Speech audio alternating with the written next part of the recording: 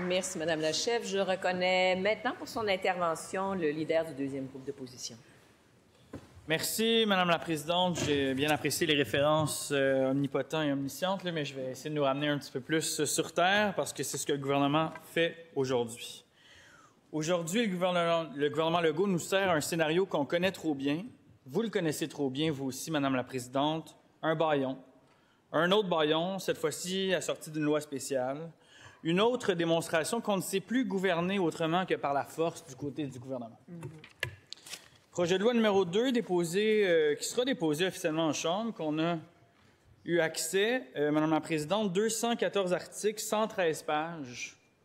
Et tout ça, ce sera évalué dans la même journée et adopté dans la même journée, dans un travail clairement qui sera bâillonné, dans lequel, on l'a vu au PL15, il y aura multiples erreurs. On est habitué du côté du gouvernement. Multiples erreurs qui ne pourront pas être corrigées alors que les parlementaires ne pourront pas faire leur travail. On s'entend, Madame la Présidente, que ce projet de loi-là n'a pas été écrit hier. On s'entend que ces dispositions-là ont été travaillées de longue haleine. La moindre des choses, ça aurait été de le présenter à la régulière, permettre aux parlementaires de le lire et d'en débattre. Mais non, on a préféré gouverner autrement. Encore une fois, gouverner par la force, Madame la Présidente. Plutôt que de débattre, de dialoguer, de chercher des solutions, ce gouvernement choisit encore la voie la plus autoritaire, le bâillon.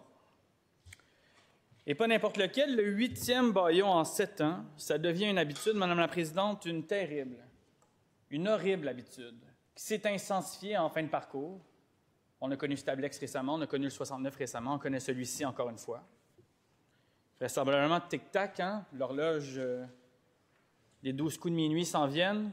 On est pressé du côté du gouvernement de faire adopter à la va-vite des réformes, et c'est ça qui arrive, on bâillonne l'Assemblée nationale. 8 bâillons, Madame la Présidente, c'est plus de l'exception, là, ça. Surtout pas à court terme, c'est devenu une méthode de travail de la part du gouvernement. Plus facile d'éviter les débats. Plus facile de faire ce bâillon-là que de faire face à la musique, les points de presse, d'entendre les consultations, de voir les amendements des collègues, du travail de l'opposition. Beaucoup plus facile de bâillonner en plein milieu de la nuit.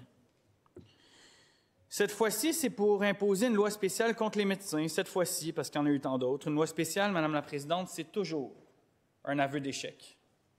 C'est la preuve qu'on n'écoute plus. C'est la preuve qu'on ne dialogue plus.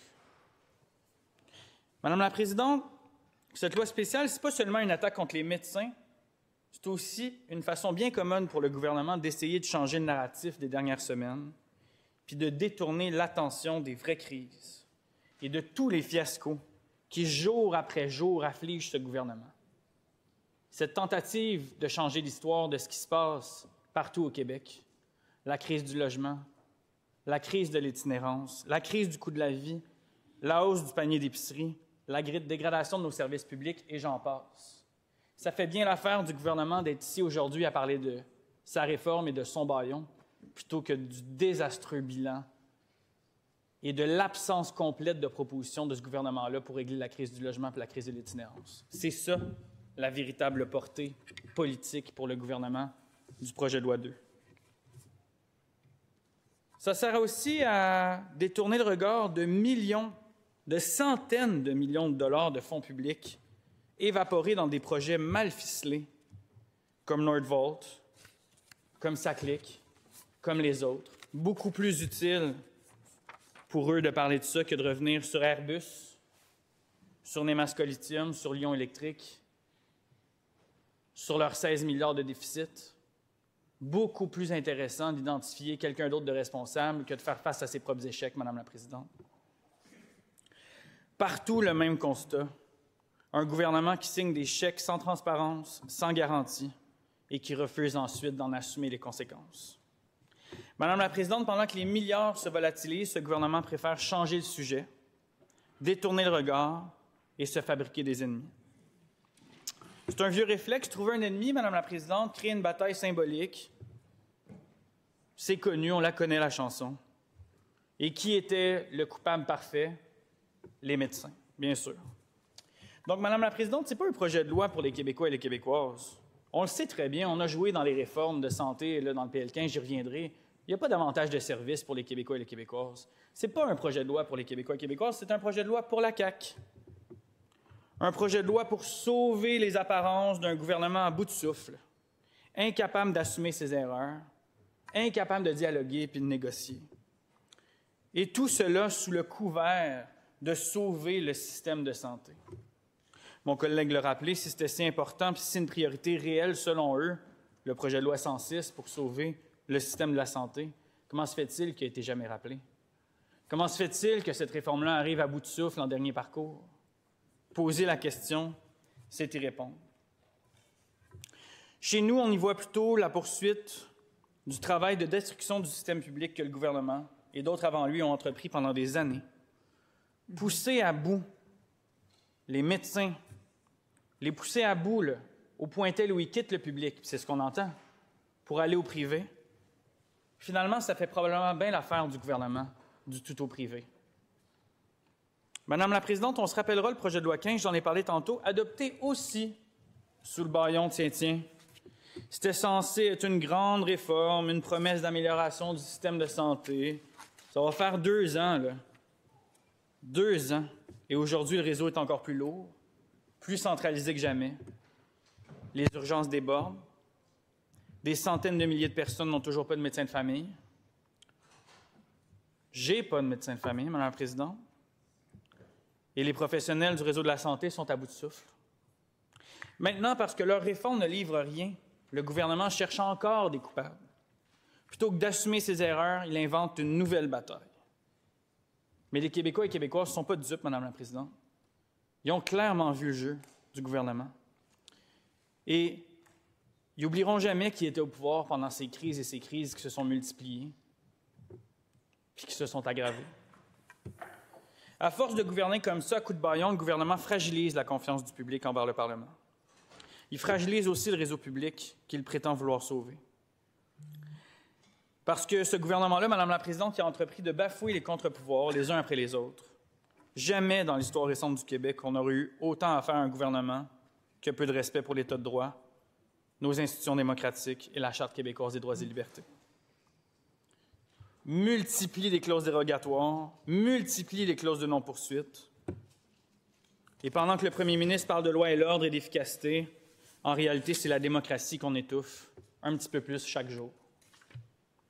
On a un ministre du Travail qui cherche à restreindre le droit d'association des travailleurs et des travailleuses, le droit de grève, le droit fondamental de se faire entendre. C'est ça les solutions de la part du gouvernement. On a aussi un premier ministre qui sème l'inquiétude jusque dans le réseau scolaire en faisant planer des menaces de congédiement des directeurs généraux de centres de services scolaires.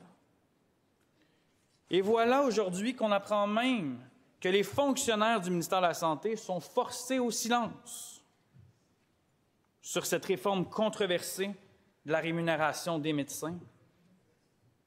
Coupe, parle en fait, et perds ton poste.